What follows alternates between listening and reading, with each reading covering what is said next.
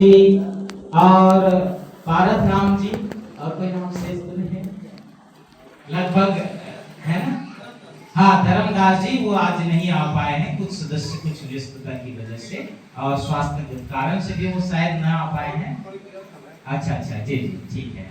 तो हमारे सदस्यगण ये ऑथेंटिक रूप में है, लेकिन यहाँ पर कार्य करने में भी हमारे राम सेवक जी, कहाँ है राम सेवक जी?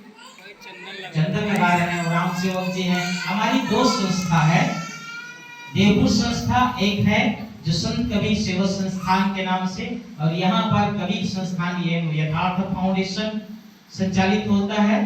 तो हम एक समन्वय के साथ में चलते हैं आगे, हम सभी संस्थाओं को मर्ज करेंगे और उसके तहत सभी संस्था एक मूल केंद्र बिंदु से होकर के संचालित होगा। एक संस्था मेरा भालूकोना जिला बालोद छत्तीसगढ़ में है। ये तीन संस्थाओं का एक समन्वय केंद्र बनेगा और यहाँ से पूरे छत्तीसगढ़, वैसे मुझे जिम्मेदारी तो पूरी छत्तीसगढ़ की है कि पूरे कबीर पथ के लिए हम काम करेंगे। छत्तीसगढ़ में लगभग 150 के आसपास आश्रम है। अभी छत्तीसगढ़ संत संगठन है और संत संगठन के माध्यम से हम आश्रमों की मूलभूत व्यवस्थाओं में भी सहयोग प्रदान करते हैं। पूर्व मुख्यमंत्री सम्माननीय श्री बघेल जी ने हमारे निवेदन को स्वीकार करके रायपुर में जब हमने कबीर स्मृति महोत्सव का आयोजन किया तो 40 संस्थाओं को सीधा 55 लाख रुपए का सहयोग किया। पहले तो आप लोग उनके लिए ताली बजा दो।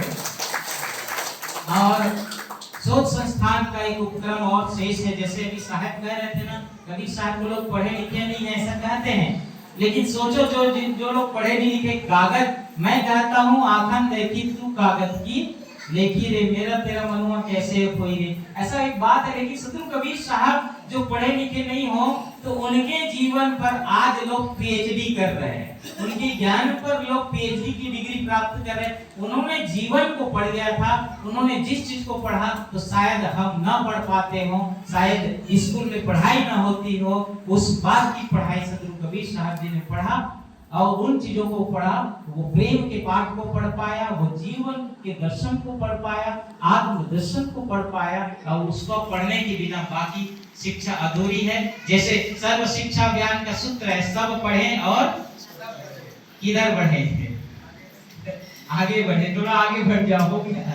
जीवन की मूल सच्चाई में बढ़ना है ना, मूल केंद्र में बढ़ना है, तो हम उस ओर बढ़े। आत्म उत्थान जिसको कहते हैं, आप सबका आत्म उत्थान हो इन्हीं भावनाओं के साथ में। और संतों संस्थान की ओर से पूजा भेंट हो गई है और जो भी संतों की बंदगी करना चाहेंगे आप आ सकते हैं। आइए हम विजय साहब जी के मुखारबिंद से भजन का रसपान कर